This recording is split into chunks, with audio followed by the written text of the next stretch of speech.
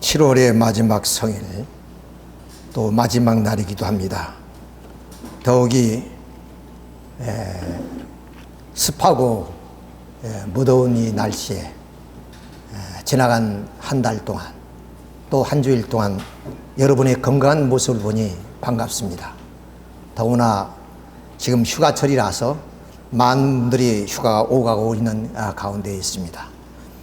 오늘 여러분이 특별히 이렇게 정성을 함께 모아서 예배를 드리게 된 것을 감사드리며, 오늘 말씀은 바로 마태복음 11장 28절부터 30절의 내용을 우리가 함께 봉독해 드리겠습니다. 주보 뒷면에 있습니다. 마태복음 11장 28절, 수고하고 무거운 짐 진 자들아 다 내게로 오라. 내가 너희를 쉬게 하리라. 나는 마음이 온유하고 겸손하니 나의 멍에를 메고 내게 배우라. 그리하면 너의 마음이 쉼이 얻으리니 이는 내 멍에는 쉽고 내 짐은 가벼우니라 하시니라. 우리는 모두가 다 무거운 멍에를 짊어지고 살아간다고 현대인들은 얘기를 합니다. 어느 누가 이렇게 문명이 고도로 발달한 사회 속에서 안락함을 누리곤 있지만은 근심도 걱정도 없이 살아가는 그런 사람이 어디 있겠습니까? 이렇게 우리에게는 무엇이라 말할 수 없는 무거운 멍에가 양어깨에 짓누르고 있는 것 또한 우리가 부정할 수 없는 현실 속에서 이제 이 무거운 멍에를 주님의 말씀처럼 내려놓고 모든 것을 주님에게 맡기고 편안하게 살아갈 수 있는 길은 무엇인가? 오늘 말씀의 주제가 탕감복기입니다. 이 탕감복기를 통해서 모든 우리의 무거운 짐을 주님께 맡기고 우리는 그 무거운 멍에를 내려놓고 남은 세상을 편안히 살아간다면 주님도 기뻐하실 것이고 우리 모두가 행복한 사회를 이루면서 살아갈 수 있을 것이다 하는 말씀을 드리게 됩니다. 탕감복기라는 얘기는 우리 원리강론 후편에서 많이 자주 사용하는 그런 단어이고, 이것은 특별히 우리 통일교에서만 쓰는 하나의 용어이기도 합니다. 그러나 그 뜻이 대단히 깊고 오묘하다는 것을 우리가 다시 한번 확인해 볼 필요가 있습니다. 하나님께서 우리 인간을 창조하실 때 하나님의 형상대로 지으셨다고 이렇게 말씀을 하고 계십니다. 이것은 놀라운 하나님의 선언입니다. 지금까지 많은 인류학자들은 인간은 진화적인 존재라고 생각하는 그런 분들이 많이 있었습니다. 그렇지만 진화적인 그런 하나의 입장에서 보더라도 인간의 오늘 이러한 하나의 존재를 진화적으로 설명할 수 없다는 것은 누구나 다 알고 있는 사실입니다. 그렇다면 오늘 우리는 신앙적으로 이렇게 하나님의 창조의 뜻이 무엇인지를 이렇게 우리가 헤아려 보게 될 때 하나님의 형상대로 지음받은 하나님의 아들, 딸들이라는 것입니다. 이렇게 하나님께서는 당신의 모양대로 지으시고 또 우리 인간에게 축복을 해 주었으니 이것이 하나님이 우리 인간을 비롯한 모든 피조세계를 창조한 하나의 목적이기도 합니다. 따라서 우리 인간은 하나님 말씀대로 생육하고요 번식하여 만물을 주관하라는 그 축복의 말씀을 이루는 것이 하나님의 창조의 목적입니다.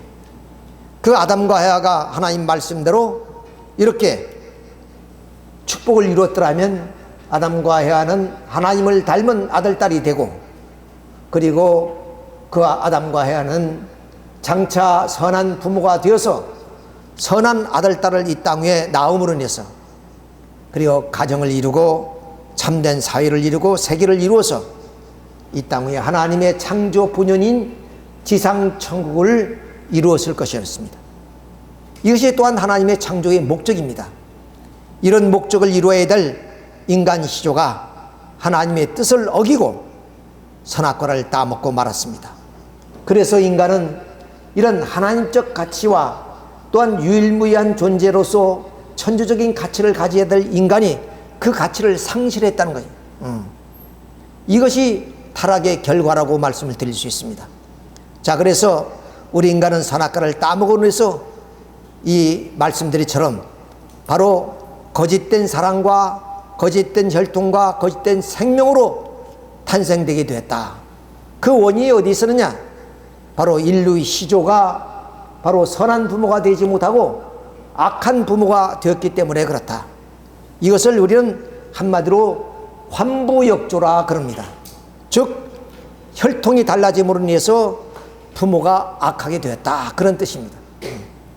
이런 악한 부모로서 태어난 그 모든 인류는 예수님 말씀처럼 뱀의 자식이 되고 마귀의 자식이 되었습니다. 그래서 우리는 그 마귀의 종로로 타는 그런 존재가 되었습니다. 말씀드린 것처럼 하나님적 가치와 유일무이한 존재로서 천주적인 가치를 누리면서 살아야 될 그런 인간이 종에 의해서 타락함으로 알마 종의 노릇을 하는 그런 존재가 되어버렸다. 이것이 오늘 인류의 비참한 현상입니다. 이런 현상들을 종교계에서는 자세하게 설명하고 있습니다. 자, 다시 한번 우리 타락한 인간의 모습을 한번 살펴보게 된다면, 우리 인간은 마음과 몸이 결국에 타락으로 말미암아 그 개체 자체가 모순된 존재가 되었습니다. 이런 개체는 바로 조상으로부터 또는 우리 먼 인류로부터 그리고 아담 헤아라는 시조로부터 우리가 이렇게 혈통을 받고 타락한 인간이 되었습니다.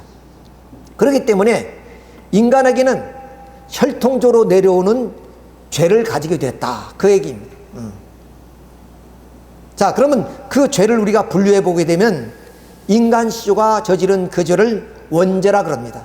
즉 선악과를 따먹은 죄, 다시 말하면 아담과 헤아가 환부역주돼서, 즉 혈통이 바꿔짐으로 인해서 악한 부모가 된 그 죄가 이 원죄에서 시작됐고, 이 원죄로 말미암아 인류는 모두가 다 내가 저지르고 조상이 저지른 죄가 아니라도 인류가 저지른 죄를 공동으로 짊어져야 되는 그런 죄를 말합니다. 그래서 우리가 이 원리의 강론에서 세계대전에 대한 설명을 하는데 이런 말씀이 있습니다. 바로 이 전쟁이 일어난 이유가 어디에 있느냐? 즉 1차 대전, 2차 대전, 앞으로 오는 3차 대전, 이런 전쟁이 일어난 그 원인 중에 하나가 바로 예수님이 광야에서 3대 시험을 받은 것을 전 인류가 그것을 탕감하기 위해서 바로 이 3차 대전까지 전쟁이 일어났다, 이렇게 통일론리에서는 얘기를 하고 있습니다. 그러니까 내가 저지른 죄도 아니고 조상이 저지른 죄도 아니지만 인류가 또 유대민족의 예수님을 고난으로 몰아넣었던 그 죄, 그런 죄 때문에 이런 엄청난 세계적인 전쟁이 일어나게 됐다. 그러니까 인류가 짊어질 하나의 업이 되었다, 그 말입니다. 이처럼 인류가 함께 짊어질 죄, 이것이 연대죄라고 합니다. 그리고 조상이 지은 죄가 수대에 이른다는 성서의 말씀처럼 조상죄가 우리의 혈통을 타고 우리가 짊어질 죄로 남아집니다. 그리고 내가 스스로 범하는 자범죄, 이렇게 죄를 대별해 보면 네 가지로 우리가 분류를 해볼 수 있습니다. 이것이 성서를 중심으로 해서 보는 우리 죄라면은, 불교적인 입장에서 보는 죄는 어떤 죄냐? 육도윤회라는 것이 있습니다. 우리는 내가 지은 죄라든가 조상이 지은 이런 업을 통해서 나는 어떻게 태어나냐? 윤회하면서 태어난다는 거예요. 윤회하면서 태어난다. 그 윤회를 보면 천상에서 사는 경우도 있고 지옥에서 사는 경우도 있고, 그리고 또한 내가 축생으로 태어나는 경우도 있고, 또는 내가 아수라 라는 그런 곳에서 내가 살게 되는 경우도 있고, 또 우리가 악의, 그러니까 이 악의란 죄는 어떤 죄냐면은 배고픈 죄예요. 배고픈 죄.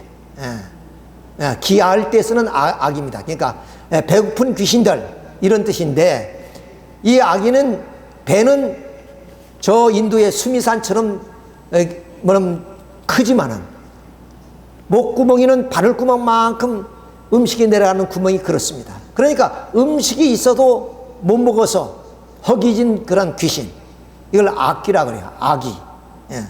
자, 이렇게 우리는 육도윤회를 하며 사는 거예요. 선상에 사는 사람이 야, 참 행복한 세계로구나, 아름다운 세계나 하면서 살다 보니까 결국에 게을러지고 또 무능력해지고, 그래서 그 영인은 다시 어디로 가느냐, 인간 세계로 태어나고, 또 인간 세계에서 이러한 하나의 자범죄 또는 연대적인 죄, 조상죄를 짊어지며 살다가 어디로, 육도윤회를 하면서 다시 지옥으로 가고, 또 지옥에 갔던 것이 다시 축생에 대해서 나타나기도 하고, 또 아까 말씀드린 악의의 귀신으로 나타나기도 하고, 이렇게 불교에서는 육도윤회를 하면서 우리 인간이 살아가는 존재다, 이렇게 얘기를 하고 있습니다. 자, 그래서 좀 더 깊이 우리가 이해를 하게 되면은, 우리는 아까 이 성서의 말씀처럼 멍에를 짊어지고 있다는데, 우리는 그 영가란 게 있습니다. 그 영가란 게 영의 멍에입니다. 영의 멍에를 짊어지다. 왜? 가란 것은 멍에 가짜니까. 그러니까 본인이 그 업 또는 그 조상의 그런 업을 내가 짊어지고 가는, 이걸 이제 소에 얹는 멍에거든요. 우리의 양어깨에 이런 멍에를 짊어지고 우리가 살아가는 건데, 그 멍에를 이미 말씀을 드렸습니다만은 자범죄라든가 조상이 지은 죄라든가 연대적인 죄, 이런 멍에를 우리가 짊어지고 사는 거예요. 이게 불가에서도 이런 멍에가 있다는 겁니다. 그러니까 이 땅에 이런 업을 짓고 영계에 가면 그 영가라는 그런 업을 짊어지고 우리가 살아야 되는 거예요. 그래서 육도윤회의 길을 가게 되는 겁니다. 자, 그런데 이러한 하나의 좀 업을 삼는 것이 뭐냐? 안입이 실선미, 그러니까 눈, 귀, 코, 혀, 몸, 의식, 이런 것들이 우리를 뭐냐면 이제 업을 쌓게 만드는 거예요. 자, 그렇기 때문에 이러한 하나의 업을 가진 좀 영가들은 어떻게 되냐? 49제를 통해서 이 천도제를 드립니다. 그렇죠? 그러니까 이 천도제라는 것은 극락으로 갈 수 있도록 부처님이 이렇게 그 업을, 이 영가를 짐을 덜어주는 거예요. 그러면 이렇게 좀 스님이나 부처님이 정성을 들여서 이 지상에서 가진 이 업을 청산해 주는 그런 것이 천도제입니다. 그래서 7749, 그러니까 7번씩 7번을 이렇게 좀 정성을 더해서 이런 천도제를 드려서 영가에 매여 있는 영의 멍에를 짊어지는 그 멍에를 덜어드리는 그런 것이 바로 이 천도제라, 이렇게 말씀을 드릴 수 있습니다. 자, 우리 근데 이 불교에서는 생유, 태어남이 있고, 본유, 삼의 일생이 있고, 사유, 죽음이 있고, 그 중유, 그 다음엔 죽은 다음에 떠도는 시간이 있다는 거예요. 그것이 우리가 뭐냐면 멍에를 짊어지고 영가라고 부를 수가 있겠죠. 자, 이런 하나의 영가를 우리가 다 이렇게 없애고, 그야말로 극락세계에 가기 위해서는 이렇게 49제도 드리고 100일의 정성도 드리고 또 3년 산고 드리고 이렇게 합니다. 예, 그 가운데 이 불교에서는 이렇게 100일 동안에 또는 3년 그 상을 지낼 때까지 이러한 하나의 심판을 받게 된다는 거예요. 예, 배고픈 그 심판은 진광대왕이 받고 막 이렇게 해서 쭉 데려가는데, 여기 우리 참 눈에 익은 대왕이었던 염라대왕이라고 해요. 염라대왕이라는 건 누구나 다 아는데, 이 염라대왕은 우리가 알기로는 이 대왕이 천국도 보내고 낙원도 보내고 극락도 보내고 그리고 지옥도 보낸다는 그런 염라대왕입니다. 근데 이 염라대왕한테 오면은 모두가 다 어떻게 얘기를 하느냐, 지상에서 잘 살았다는 거예요. 내가 지은 업이 없다고 얘기를 합니다. 다 변명을 하지요. 자, 그러니까 이 염라대왕이 좀 생각 끝에 무엇을 만드느냐, 사람이 일생을 비출 수 있는 업경대를 만들었어요. 업경대. 거울을 만들었단 말이야.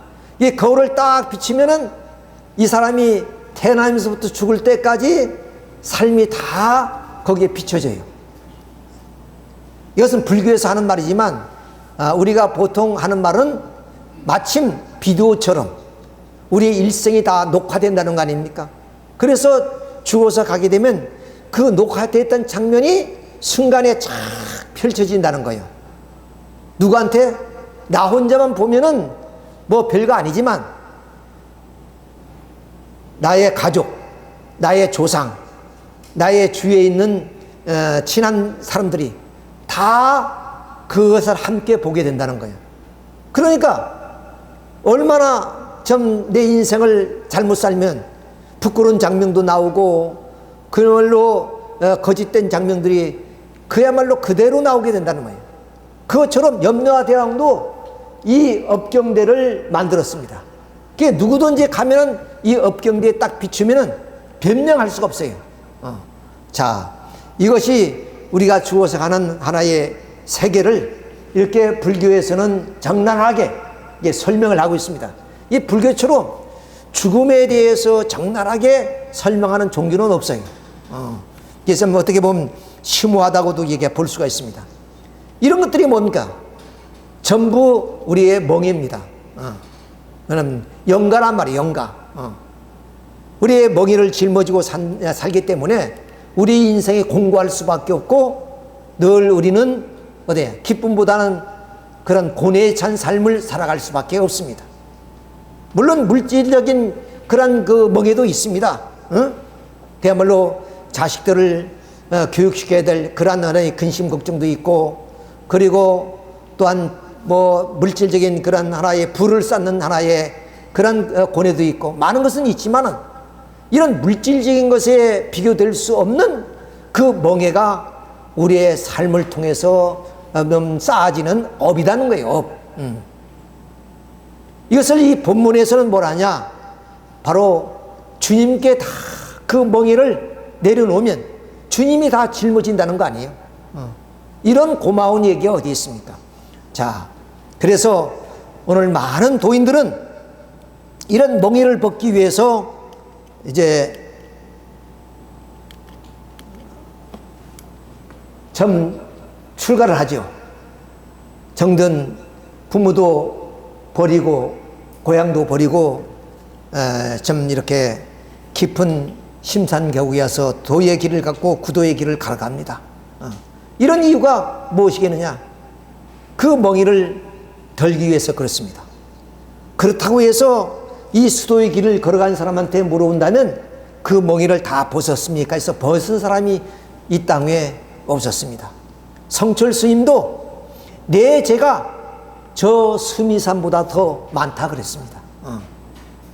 이렇게 우리가 존경하는 그 스님도 평생의 도의 길을 걸어왔지만 그분이 쌓은 업이 수미산보다도 많다니까 우리가 지은 업이 얼마나 많겠느냐, 우리 짊어진 멍에가 얼마나 많으냐.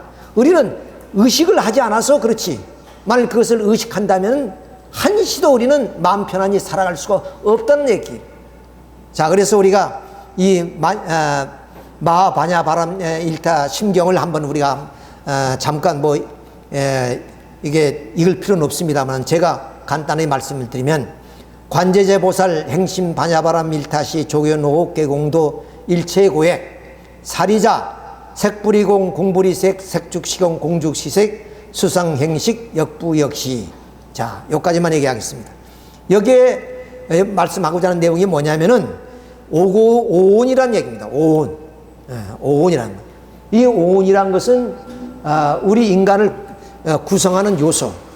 그럼 물론 우리 인간뿐만 아니라 오늘 이 모든 만물세계 구성 요소라고 얘기해도 과언이 아닙니다. 이런 그 오온은 색, 쉽게 말하면 우리 인간으로 볼 때는 육체, 수는 우리가 좀 감각, 감성 이런 것을 의미합니다. 예를 들면 예쁜 색시를 보았습니다. 저 여인이 참 예쁘다. 그러니까 예쁜 여인이죠. 그러니까 이건 색입니다. 저 여인이 이쁘구나. 이런 생각을 가지면 어디에? 집에 와서 그 예쁜 상이 그려집니다. 그렇죠? 예쁜 상이 그려진단 말이야. 그 다음엔 어디야? 그 상을 통해서 내가 사랑할 것인가 아닐까 하는 그런 하나의 행동이 취해지겠지요. 그 다음은 어디야? 그것이 나에게 의식으로 인식되어진다 그 말이야. 이것이 바로 오온이랍니다. 그러니까 색, 수, 상, 행식. 이 오온이 뭐냐? 나를 구성하고 있는데 그 구성하고 있는 이 오온이 여기에 색불이고, 그러니까 색은 이 색을 말합니다. 그러니까 색이란 것, 내 육체란 것, 그것은 공과 다름이 없다 그 말입니다. 사실은 그것이 현상일 뿐 실체가 아니다. 또 공이라고 해서 그것이 색이 아니라고도 할 수 없다 그 말입니다. 그래서 색불이공 공불이색, 색죽시공 공죽시색. 즉 색이라면 공이요 공이라면 색이다 그 말입니다. 이게 대단히 좀 애매모호한 얘기죠. 이 얘기는 무슨 말이냐면은 바로 이 공은 자성이 없다는 뜻이에요. 그러니까 스스로 뭐냐면 이제 존재할 수 있는 그런 것이 아니다는 겁니다. 모든 불교에서 말하는 그 존재는 연기설입니다. 연기설. 이것이 있으므로 저것이 있고 이것이 일어나므로 저것이 일어나는 그런 연기설이에요. 이런 비유가 맞을는지는 모르겠지만 그물에 대한 비유를 한번 들어볼게요. 그물은 모든 매듭으로 되어 있습니다. 그 매듭이 풀리면 그물에는 자체가 없어요. 그러니까 지금 그물은 현상일 뿐이에요. 그것처럼 오늘 나를 구성하고 있는 이 오온이란 것도 하나의 현상일 뿐이지 그것이 실체가 아니라는 겁니다. 그래서 본체가 없는 것, 자성이 없는 것, 이것을 우리는 공이라 그런다. 뭐 공이 뭐 비어있다 뭐 이런 뜻이 아니라 그건 뭐 한자의 의미는 그런 의미를 가지고 있지만 여기서 말하는 공이란 것은 뭐냐면 자성이 없다는 것이요, 본체가 없다는 그런 뜻입니다. 하나의 현상이라는 뜻이에요. 그러니까 이 현상에 우리는 뭐냐면 매여서 산다, 집착해서 산다는 거예요. 그러니까 사랑할 가치도 없는 것, 또는 소유할 가치도 없는 것, 이것에 우리는 집착되어서 살아간다. 그래서 불교에서 이 집착을 죄라 그러잖아요. 그건 모두가 다 욕망 때문에 그렇다. 그래서 불교에서 한마디로 보면 이 집착과 욕망의 멍이를 짊어지고 산다는 거예요, 우리 인간이. 그걸 내려놓으면 대단히 편안한데, 대단히 뭐냐면 고뇌 없이 살아갈 수 있을 텐데, 그 집착 때문에, 그 멍해 때문에 우리는 그 고뇌를 느끼며 살아간다는 거예요. 이것이 바로 내가 불교를 전공하지 않았으니까 잘 모르기는 하지만 상식적인 측면에서 드리는 말씀입니다. 자, 그러면 우리는 이 기독교는 어떠냐? 중세 수도원을 우리가 바라보고 있습니다. 이 수도원이 이렇게 되어 있어요. 그러니까 이 세속과는 단절된 생활입니다. 심지어는 이런 전혀 세속이 접근할 수 없는 그런 곳에서 이렇게 수도생활을 하는 거예요. 평생을 한 번 들어가면 그냥 나올 수 없어요. 죽어서 죄가 되는 겁니다. 그래서 이 중세 시대에 우리의 아까 반야심경에서 얘기하듯이 우리 인간들이 바라보는 이 색인 물질 세계를 어떻게 봤느냐? 천하게 봤다는 거예요. 육신을 천하게 보고 자연 세계를 천하게 보는 겁니다. 그 대신 어디야? 물론 종교에 귀의하는 거라든가 헌신하는 것을 가장 최고의 가치로 보았던 겁니다. 중세 시대에.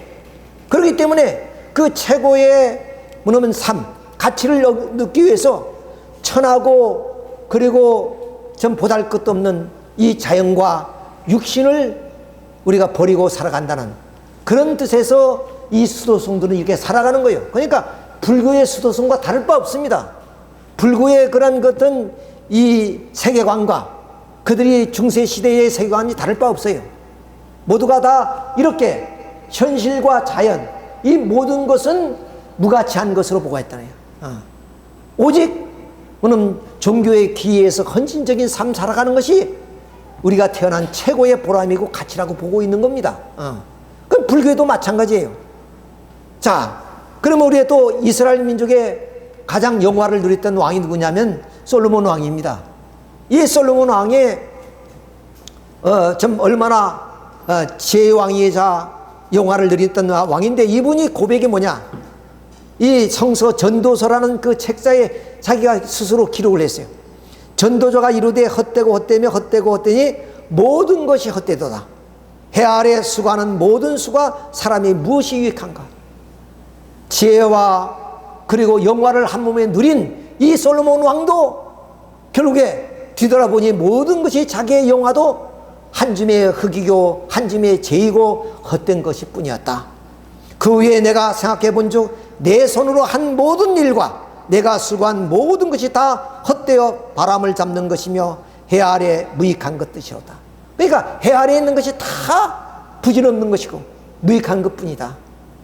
해 위에, 다시 말하면 하나님을 뜻을 따라가는 것, 하나님의 뜻 앞에 사는 것만이 오직 유익한 삶이다. 그러니까 유대인들의 생각과 그리고 불교인들이 걸어갔던 그런 삶과 오늘 기독교인들이 중세시대에 살았던 삶이 다를 바 없어요. 모든 이 세상이 다 어디야? 다 무익한 것이고, 또 그것은 본질이 아니라 다 현상에 불과한 것이다. 이렇게 보고 있는 겁니다. 자, 그러면 과연 그런 하나의 삶이 바른 삶인가 하는 걸 우리가 알아봐야 돼. 자, 이런 현상이 왜 이러냐면 인간이 타락 때문에 왔단 말이에요. 타락 때문에. 그렇죠? 본래 우리 인간은 어떤 인간이 있습니까? 하나님 가치와 그리고 유일무이한 존재로서 뭐냐면 이 천주적인 가치를 가진 그런 존재란 말이에요. 그러니까 우리의 인권이라는 것은 우리가 뭐 미국 독립 선언문에도 있지만은 하늘이 부여한 그런 인권입니다. 권리를 가지고 있단 말이에요. 누구도 내 권리를 침해할 수 없는 그러한 권리를 우리는 가지고 태어났습니다. 그럼에도 불구하고 오늘 우리 인간은 무가치한 존재로서 살아갈 수밖에 없고, 그런 멍에를 짊어지고 무거운 짐을 짊어지고 뚜벅뚜벅 살아가는 우리 인생이다. 그러니까 얼마나 슬픈 존재냐, 얼마나 고통스러운 존재냐 하는 얘기입니다. 그래서 구원이라는 문제가 나온 거예요. 구원이라는 문제. 자, 근데 이 구원이라는 것이 예매합니다. 그렇죠? 자, 일생을 통해서 주님을 믿은 사람도 있고, 그저 죽는 순간에 잠깐 그냥 참 목사님으로부터 축복을 받아서 내가 주님의 그런 참 성도가 됐다 하는 사람도 있을 것이고, 그럼 어떤 사람이 구원이고 어떤 사람이 구원이 아니냐 이게요. 이 구원의 방향과 목적을 우리 원리에서는 이렇게 설명합니다. 복기라고 얘기합니다. 이건 놀라운 얘기예요. 이 얘기는 어떤 종교 신학에서도 써보지 못한 얘기입니다. 물론 일반 우리 사회에서는 쓰는 얘기입니다만은 이 신학이나 종교계에서는 이 얘기를 쓰지 않습니다. 쓸 줄을 모르죠. 이 복기란 말을 쓰기 위해서는 전제가 있어야 됩니다. 그것이 뭐냐? 돌아갈 그러한 꽃, 본연의 꽃.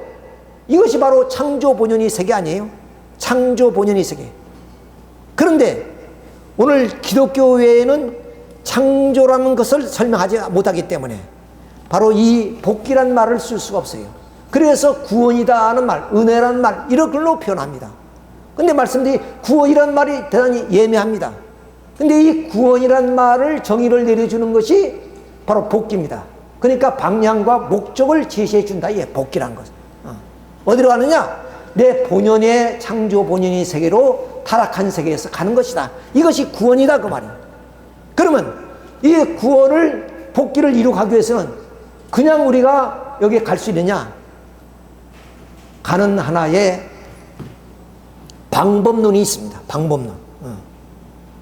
그러니까 방향과 목적이 주어졌다면 그 방향과 목적을 향해서 갈 수 있는 방법론이 있어야 된다. 그것을 가르쳐서 우리는 탕감이라 그런다. 그냥 누구나 이렇게 갈 수 있다면 이 복잡한 무슨 도의 길이 어디에 있고 종교의 신앙생활 어디에 있습니까? 그냥 가면 되지. 근데 누구나 이렇게 갈 수 있는 길이 아니에요. 또 역사적으로 이것을 누구도 가본 길이 아닙니다. 마침 좀 미대륙을 발견한 콜럼버스가 최초로 대상을 횡단해서 발견했듯이 누구도 가본 길이 아니기 때문에 이곳이 있는지도 모르죠. 자, 이런 길을 가는데 어떻게 가야 되냐? 탕감이라는 하나의 방법론이 있다 그 말이에요. 이 탕감이란 말이 무슨 말이냐면 본연의 위치와 상태에서 상실했을 때, 그러니까 쉽게 말하면 창조 본연의 인간에서 이번은 타락한 세계로 떨어졌을 때, 이렇게 떨어진 상태에서 우리가 어떻게 다시 돌아가느냐, 다시 이렇게 복귀의 길을 가느냐 그 말이에요. 이건 대단히 어려운 얘기입니다. 이건 누구도 오늘 어떤 신학자도 이 얘기를 할 수가 없는 거예요. 그냥 주님 믿으면 그냥 우리가 복 받고 우리가 좋은 세계에 간다 이런 얘기죠. 그렇게 해서 우리가 되어질 얘기가 아닙니다. 자, 그러면 본연의 위치와 상태에서 타락했으니까 이제 우리의 목적은 구원인데 어떻게 이 본연의 상태로 다시 돌아가느냐? 방법론에서는 세 가지가 있습니다. 방법이. 하나는 동일한 방법으로 우리가 가야 됩니다. 내가 떨어졌어요. 타락했어요. 그러니까 이 타락했던 행위, 이것을 우리가 다 값을 지불하고 탕감해서 가야 되는 거예요. 그러니까 예를 들어서 사람을 살인했으면 내가 죽어야 돼요. 왜? 내가 살인했기 때문에. 그래야 내가 가치를 다시 회복할 수 있다는 거예요. 그래서 성서의 출애굽기에는 눈은 눈으로 이는 이로 대인 것은 대인 것으로 갚을지니라 그랬습니다. 그래서 주로 이 이슬람권에서는 도둑질하면 손목을 잘라버리죠. 그렇죠? 자, 이렇게 왜냐면 그대로 그 가치를 갚는 것을 말합니다. 동일한 내용으로. 근데 이것은 사실상 불가능한 얘기예요. 그렇잖아요. 우리가 타락한 인간이 어떻게 해서 본연의 위치로 내가 갚을 수 있는 길이 뭐 있습니까? 뭘 가지고 내가 그 죄를, 쉽게 말하면 환부역주도 했으니까 혈통이 달라졌단 말이야. 내 스스로 어떻게 혈통을 바꾸어서 창조 본연의 하나님의 주신 그런 선한 혈통을 가질 수 있느냐 말이야. 그러니까 이건 이론상으로 있지 실체적으로는 불가능한 일입니다. 근데 실체적으로 가능한 것이 하나님이 은혜란 말이에요. 은혜. 하나님의 은혜 아니고서는 이 타락한 인간이 다시 본연의 세계로 복귀할 길은 없습니다.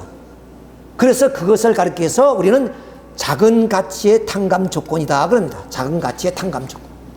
탕감을 치는데 그냥 돌아갈 수는 없어요. 그냥 돌아갈 수 없대요. 탕감이란 말은 우리가 흔히 농촌의 그 빚 문제 때문에 탕감 받는다 그런 얘기들을 많이 하죠. 그런데 전혀 조건 없이 그냥 다 탕감 받을 수 없어요. 조건이 정해진다. 그런데 동일한 것이 아니고 작은 것으로서 탕감을 한다. 이것을 종교에서는 은혜다. 이렇게 은혜로, 주님의 은혜로 우리가 본래의 입장으로 돌아간다. 자, 이것마저 못하게 되면 어떠냐? 이보다 더 큰 탕감이 나에게 와진다 이게요. 하나님이 은혜가 내릴 때 우리는 축복을 받고 그 은혜 속에서 살아야 되는데 그 은혜가 나름에도 그걸 무시하고 팽개치고 내 마음대로 살다가 어떠냐? 큰 코 다친다 그러잖아요. 그것이 바로 이 보다 큰 가치의 탕감 조건이에요. 이렇게 세 가지의 방법론이 있지만은 하나님은 뭐야? 타락한 인간이지만 사랑하시사 이 작은 가치의 탕감 조건, 즉 하나님의 은혜를 통해서 우리 인간을 이렇게 타락한 인간을 구원하시게 된다 그 말입니다. 자, 그런데 하나님의 그 은혜가 얼마냐? 95%입니다. 95%. 그리고 우리 인간이 그러면 하는 그 책이 뭐냐? 5%예요. 이것이 합해졌을 때 결국 나는 구원을 받는 거예요. 그러니까 우리가 얼마나 하나님이 우리를 사랑하신다는 것을 우리가 알고 있고, 우리는 하나님 앞에 자나깨나 감사할 수밖에 없어요. 자다가도 감사하고, 먹다가도 감사하고, 걸음을 걷다가도 감사해요. 왜? 우리 스스로 이 모든 죄를 벗고 멍에를 벗어버리고 우리가 가야 될 우리 인간이, 우리 스스로 그것은 도저히 벗을 수 없으니까 95%는 당신이 지시겠다는 거예요. 하나님이 지시겠대요. 그래서 예수 그리스도를 보낸 거예요. 그래서 예수 그리스도를 십자가에 내주면서도 그 십자가의 못을 박는 인간들을 용서하시고 그런 인간들을 구원하신다고 말이에요. 또 예수님이 그런 말씀, 아버지 할만하면 이 잔을 명쾌 해달라고 하시면서 아버지 뜻대로 하시옵소서. 그러면서 하시는 말씀이에요. 저들이 몰라서 그러니까 저들을 용서해 주십시오. 그렇게 예수님을 십자가에 못 박는 사람까지도 용서해야 될 그 하나님, 그런 주님이었다고 말이에요. 그러니까 주님은 95%는 그런 인간이 짊어진 그 멍에를 당신에게 다 지우라 그랬습니다. 그래서 이 본문의 말씀이 마지막 구절이 그거 아니겠습니까? 자, 내 멍에는 쉬고 내 짐을 가벼움이라 하시니라. 내게 다 그 멍에를 내놓으라 이게. 그럼 당신이 다 짊어지겠다는 거예요. 당신이 다 짊어지. 그것이 뭐냐? 95%야, 95%. 그러니까 나는 그 멍에를 지등등 만등 그냥 형식적으로 지고 가기만 하면 돼요. 이것이 우리의 믿음이다 말이에요. 그랬을 때 구원이 이루어진대. 근데 그 구원의 정의를 내려주죠. 어디로 가냐? 복귀다 이게 복귀. 여기에 간다는 것이 뭐냐면 얼마나 기가 막힌 자리예요, 이 자리가. 자, 이렇게 뭐냐면 가는 길 속의 방법론은 탕감이라는 그 방법을 통해서 가는 것이다. 근데 그 탕감이란 게 동일한 것도 아니고 큰 것도 아니고 바로 5%의 작은 가치를 통해서 내가 이 탕감의 길을 걸어가게 되면 나는 이러한 하나의 길로 갈 수 있다는 것이 바로 하나님의 은총이요 사랑이다 하는 것을 우리가 여기서 알 수 있습니다. 자, 그런 하나의 예를 우리가 한번 보도록 하겠습니다. 자, 기독교에서는 유대교는 할례를 했습니다. 그렇죠? 그리고 기독교에서는 세례도 하고 성례전도 하고 결국 통일교회는 축복식을 합니다. 자, 이런 내용을 이제 그림으로 여러분들이 익숙하니까 다 아실 겁니다. 이것이 할례입니다.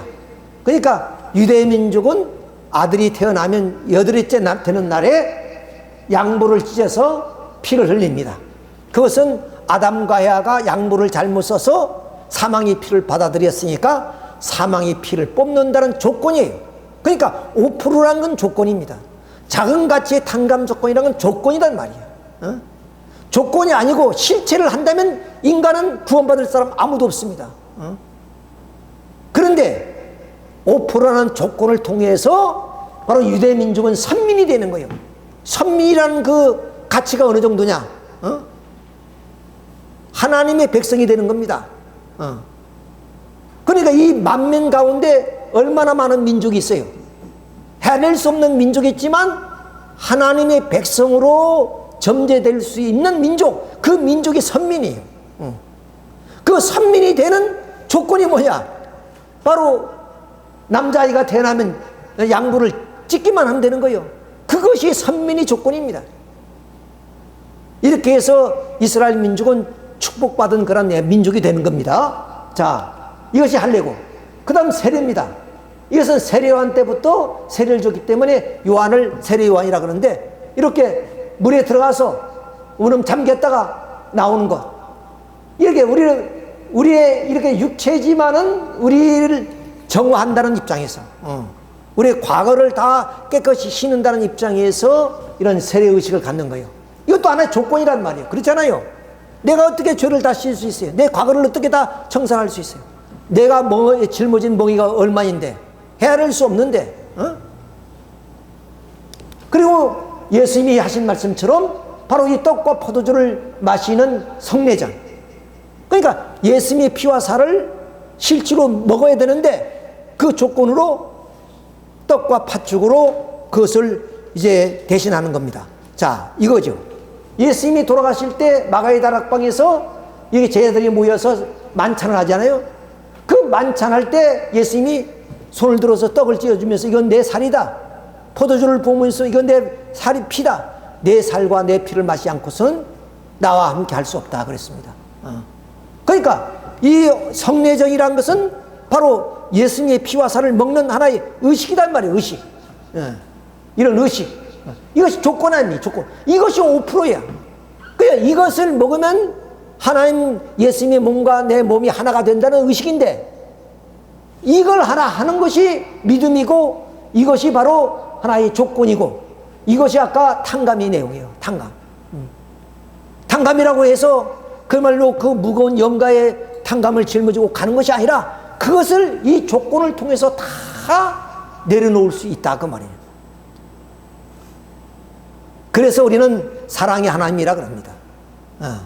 우리는 우리 좀 주님을 믿으면 주님의 은총을 입었다 그럽니다. 그것이 다 이런 조건 때문에 그런 거예요. 자, 그래서 결국 우리가 이 할례라든가 세례라든가 이런 성례전, 이런 축복식, 이런 축복식들을 우리가 다시 한번 이 축복식을 보겠습니다. 그러니까 이 할례는 유대민족에 있던 것이고, 이 세례는 오늘 기독교인들이 하는 겁니까? 근데 우리는 이것을 구약시대, 요거는 신약시대, 축복식은 서약시대 한다 그랬죠? 그러면 이제 시대가 달라졌으니까 옛날 그런 하나의 의식 가지고는 안 된단 말이야. 그렇잖아요? 옛날은 그 시대에 맞는 조건이었고, 그리고 신약시대는 이것이 조건이었습니다. 성례전이. 그러나 성약시대는 이 조건이 축복식이단 말이야.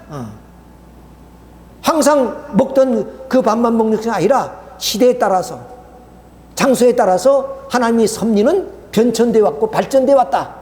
그렇기 때문에 지금은 성약시대니까 성약시대는 어떠냐? 바로 축복식을 행하는 것이다. 겁니다. 자, 그래서 이렇게 우리가 좀 성례전까지 봤죠? 참, 그 다음 뭐야? 축복식입니다. 그것이 뭐냐? 한나이가 우리에게 낳고 한나들을 우리에게 주신 바 되는데 그 어깨는 정사를 메었고 그 이름을 기묘자라 모서라 전능하신 하나님이라 영존하신 아버지라 그랬어요. 그러니까 이 땅에 축복을 주시기 위해서 오신 그 주님은 어떠냐? 그는 기묘자라 모사로 이 땅에 오셔서 뭐냐면 아버지로서 평강의 왕으로서 우리에게 모든 멍에를 다 벗겨드리고 당신이 다 짊어져서 우리가 지금까지 죄악 속에서 죄악의 멍에를 짊어지고 살던 우리 인간들이 해방시키고 그리고 영화롭게 해주신다. 그런 분으로 오신 분이 누구냐? 바로 주님이었단 말이에요. 예수님이었단 말이에요. 그런데 그 주님이 십자가에 돌아가 버렸어요. 그러니까 결국 예수님이 이 땅에 오셔서 뭐냐? 축복이란 게 어디야? 그냥 우리가 할례를 하고 뭐냐면 성만찬을 하고 뭐 그것으로 끝난다면 무슨 의미가? 그건 영적으로는 우리가 하나님의 은혜를 받고 하나님의 축복을 받지만은 실체적으로 우리가 하나님의 그런 자녀가 되고 그리고 우리가 축복 가정을 이루고 하기 위해서는 예수님이 이 땅 위에 주어서 대드릴 일이 아니다. 예수님이 죽기 때문에 뭐냐면 성만찬을 한 거예요. 떡을 떼주면서 이것은 내 피다. 이건 내 살이다. 죽지 않는다면 그 성만찬이 있을 이유가 없어요. 무엇을 했냐? 축복을 해줘야, 축복식을 해줘야 돼. 그러니까 이 성례절이라는 것은 영적인 축복이다. 영적인 축복이야. 이 예수님이 죽음을 알고 이런 축복을 해야 된다. 이런 축복을 해야 된다. 이 축복을 받고 가야 된다. 그러니까 이 성약 시대에 와서서 우리의 이 영가의 멍에를 뭐냐면 다 벗겨둘 수 있는 것은 축복식이다. 이 조그마한 하나의 조건, 5%의 이 축복받는다는 조건 때문에 모든 것을 짐을 다 내려놓고 우리는 영계에 갈 수 있고 또 우리가 이 땅 위에 짊어진 모든 멍에를 벗을 수 있다고 이렇게 볼 수가 있는 거예요. 자, 그래서 이제 참 부모님이 성화하셨기 때문에 그 대신자, 상속자, 후계자 되시는 분 바로 이렇게 천주 천지인 참 부모님 천일국 생명책 입적 축복식을 이제 하는 겁니다.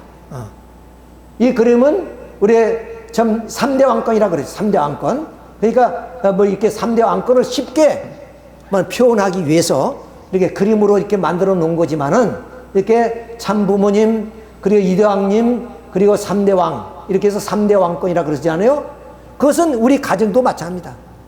우리 할아버지가 1대 왕이면, 그리고 우리 부모님은 2대 왕이고, 그리고 그 손자들은 3대 왕이 됩니다. 왕이라는 의미는 전번에도 말씀드렸지만 귀하다는 뜻이고, 또 권위를 가지고 있다는 뜻이고, 이런 의미를 가진 것이 우리가 무슨 세상적인 그런 왕, 뭐 세상을 지배하는 권력의 왕, 그런 의미가 아니란 말이에요. 그렇게 우리 개개인은 하나님 같이 유일무이한 가치, 천주적인 가치를 가진 그런 존재이기 때문에 세상의 왕과 비교될 수 없는 그런 가치적인 존재요, 그런 권위적인 존재다, 그 말이에요. 그것이 3대 왕권이 3대 왕. 그러니까 우리 집에도 3대 왕권을 만들어줘야 돼요. 그래 어디에 자녀들에게도 우리가 말을 할 때 함부로 할 수 없는 것이다. 왕이니까. 비록 내가 다음에 왕이지만, 우리가 흔히 왕가에서 어디야? 바로 세자, 뭐 이렇게 또 우리 왕자님, 공주님 그러잖아요. 그러면 왕가와 다를 바가 뭐 어디 있어? 우리는 하나님의 아들, 딸이니까, 하나님의 왕가니까. 그래서 우리는 황족이라 그래요. 황족이라 그런단 말이야. 그러니 자식들한테 우리 집안에서만 공주님, 왕자님 이렇게 불러야 돼요, 원래. 그러잖아요. 그다음 엄마 아빠도, 뭐 엄마 아빠는 우리가 보통 좀 이 사회에서 통용되는 그런 얘기지만, 그런 거룩한 입장에서 봤을 때는 우리가 좀 부모님을 어떻게 해요? 왕님이라고 불러야죠. 왕님이라 불러야지. 이런 어떤 권위와 또한 그 어떤 위신, 그리고 또한 그 가치, 이런 것을 통해서 우리가 이게 3대 왕권이다는 얘기를 합니다. 이런 3대 왕권에 있어서 어떻게 해서 축복을 받아야 된다, 우리가. 왜? 아까 유대민족은 선민이 되기 위해서 할 일을 했고, 오늘 기독교인들은 성만찬을 통해서 영적으로나 하나님의 아들, 딸. 영적으로이기 때문에 양자라 그러는 거예요, 양자. 하나님의 직계의 혈통을 이어받는 그런 자식이 아니라 양자가 되어버린 거예요. 그럼 우리가 하나님의 아들, 딸이 되기 위해서 이 축복식이라는 거예요.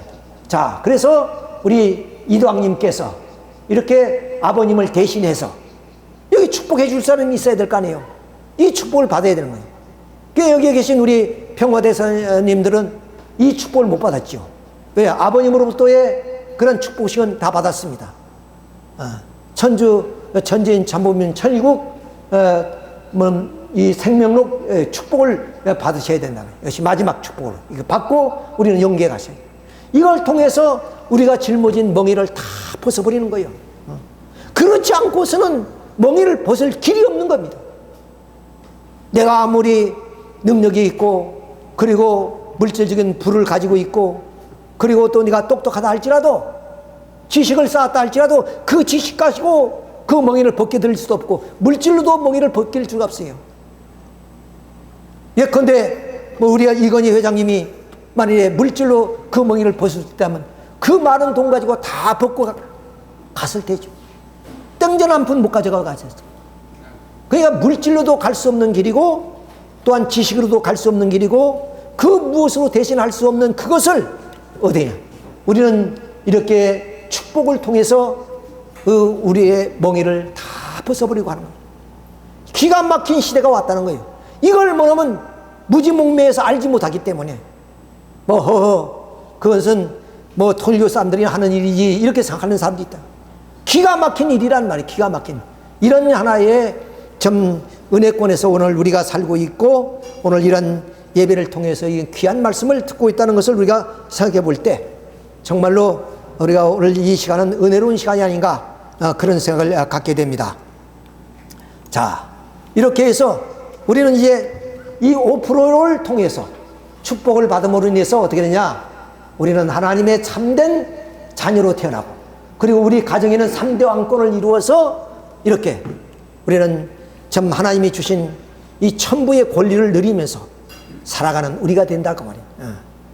또 우리는 삶의 목표가 뭐냐, 그런 각 가정마다 그 천부가 부여해 주신 그 권리를 누리고 행사할 수 있도록 하기 위해서는 그런 나라가 필요하다. 나라가. 그래서 미국 독립선언문에는 이거예요. 그런 우리에게 천부가 부여진 권리와 그리고 자유와 행복의 추구권을 위해서 나라를 세운다 그랬습니다. 왜? 최소한도의 우리의 그 권리를 지킬 수 있는 보루는 뭐냐? 나라는 그런 하나의 권력입니다. 그런 권력이 없이는 내 자유와 그리고 나의 행복과 그런 권리를 지켜나갈 수가 없어요. 그래서 우리는 천의국이라는 나라를 세워야 될 이유가 거기에 있어요. 내 가정의 3대 왕권을 이루는데 그 3대 왕권을 지킬 수 있는 하나의 권리, 그런 힘, 그것은 곧 천의국을 아니고서는 안 된다. 나라를 세우지 않고서는 안 된다. 그래서 작은 민족이든 큰 민족이든 나라를 세우자고 하는 것 이유가 바로 거기에 있어요. 그러니까 프리턴들이 저 영국에서 신앙의 자유를 찾아 미국으로 건너와서 영국의 간섭을 받고 있으니까 그 영국의 간섭에서 해방되어서 그들이 천부가 부여한 그 권리를 누리기 위해서 우리는 나라를 세우겠다 해서 영국과 싸워서 독립받는 것이 미국의 독립선언문 아니에요. 그것처럼 오늘 우리는 이제 이런 3대 왕권을 이루어서 우리는 이제 우리 그 3대 왕권을 지켜나갈 수 있는 권리를 지키기 위해서 천의국을 세워야 된다는 이런 하나의 당연론을 우리가 주장할 수밖에 없다 하는 말씀을 드리게 됩니다. 이럴 때 비로소 어떠냐? 하나님적 가치, 유일무이한 존재, 천주적인 가치를 누려 산다. 이 가치란 게 어떤 것이냐? 이것은 비교될 수 없고 우리가 물질로도 그리고 지식으로도 얻을 수 없는 이런 권리다. 이 권리를 타라고 다 우리는 뺏겨버렸다 봐, 사탄 앞에. 그래서 사탄의 굴레 속에서 종이 되어서 종노릇했던 우리 인간이다. 그런 과정을 어떻게 하나님 구원 섭리를 통해서 종의 자리에서 종의 자리로, 양자의 자리로, 서자의 자리로, 그리고 이 참된 자녀의 자리까지 오기까지 그런 과정을 거쳐오는 거예요. 그것이 뭐냐면 말씀드렸던 그런 할례라든가 세례라든가 성례전이라든가 이렇게 해서 최종적으로 축복식을 통해서 이제 마지막 이제 우리는 이도왕님을 중심한 천주 천지인 참부민 천의국 생명론 축복을 받아야 우리는 완전한 우리의 육신을 쓴 멍에를 벗어버리고 우리가 천국 백성이 되고 영계 천상천국에 가장 행복한 곳으로 가는 겁니다. 그것도 육신을 쓸 때만이 우리에게 주어진 거예요. 육신을 벗어버리면 그것은 우리에게 그 5%의 책임이 주어지지 않습니다. 이런 입장에서 우리는 건강하게 살면서 우리 모두가 이런 축복의 자리에 가야 되겠다 하는 말씀을 드립니다. 자, 그래서 오늘 우리는 이런 심정 문화를 하나님을 중심해서 이 3대 왕권을 이룬 거죠. 4대의 심정권을 이렇게 이루어 가지고 그래서 우리는 참 부모 조상을 공경하고 하나님을 이렇게 경배를 드리고 부부가 서로 존경하고 자녀들을 왕자 왕녀로 교육시켜서 훌륭한 3대 왕권을 가진 그런 가정을 이루어서 결국 공생 공영 공의에 하나님이 이 땅 위에 창조 목적이 세계에 이루어지려던 그런 공생 공영이 그 세계를 이루는 이것이 바로 하나님이 구원 섭리의 목적이고 이 땅 위에 축복받은 가정들이 이루어야 될 하나의 이상적 가정이고 그리고 3대 왕권이 이루어진 그런 세계다는 것을 우리가 여기서 알 수가 있습니다. 이런 가정이 우리 모든 식구님들이 이제 다 이루어지고 있다는 것은 참으로 놀라운 우리 시대에 살고 있고 우리 식구님들은 참으로 가진 것 없다 할지라도 우리가 행복한 분들이다. 이 시대에 75억이 살고 있지만 이런 뜻을 알고 있는 사람이 얼마나 되겠어요? 몇 명이나 되겠어요? 이 나라에 5천만 국민이 있지만 이런 뜻을 가지고 축복을 받은 그런 가정 그리고 그런 3대 왕권을 누리며 사는 가정이 몇몇이나 되겠어요? 그런 것을 비교할 때 우리는 물질이 부족하다고 한탄할 필요도 없어요. 배운 것이 없다고 해서 한탄할 필요 없어요. 우리는 이 3대 왕권의 주왕권 속에서 우리가 살고 있다는 그 자체에 우리는 행복을 느끼며 살아야 해요. 우리는 좀 집착이 많고 욕심이 많아서 가진 것도 있어도 그것을 부족하다고 생각해. 부족하다고 생각해. 제가 참 우리가 다 아는 사실 명품 도시에 삽니다. 해운대. 그 누가 이름 잘 지어놨어요. 참 명품 도시라는. 근데 정말로 명품 도시예요. 내가 아침 다시마다 동백섬을 돌면서 좀 운동도 하는데 얼마나 아름다운지 모릅니다. 그냥 주위에는 높은 빌딩도 있지만은 바다가 좀 출렁거린 것이 있고 저 백사장에 끝없이 쫙 펼쳐진 그런 꽃이 있고 그리고 광안대교가 쫙 펼쳐지는 그 아름다운 모습을 보면 정말로 명품 도시예요. 근데 여기에서 이 이상 더 좋은 데가 어디 있어요? 그래서 내가 난 참 행복한 사람이다 그렇게 생각합니다. 그렇게 우리는 행복을 우리는 주어도 그것을 내 마음속에 담지 못하는 사람들이 많아요. 우리가 다 이 부산이라는 도시가 얼마나 아름다운 도시입니까? 우선 도시하면 산도 있어야 되고 물도 있어야 되고 강도 낙동강도 있고 그리고 금정산도 있고 그리고 저 해운대 해수욕장, 송정 해수욕장 우리 송도 해수욕장도 있죠. 이렇게 좀 산과 바다와 그리고 강이 어울리지고 평야가 어울리진 이런 도시가 없습니다. 참 이런 곳에 우리 식구님들이 함께 살 수 있다는 것도 우리들이 행복한 것이고 하나님의 축복이 아닌가 하는 그런 생각을 가지면서 오늘 은혜의 말씀을 마치도록 하겠습니다. 여러분 수고하셨습니다.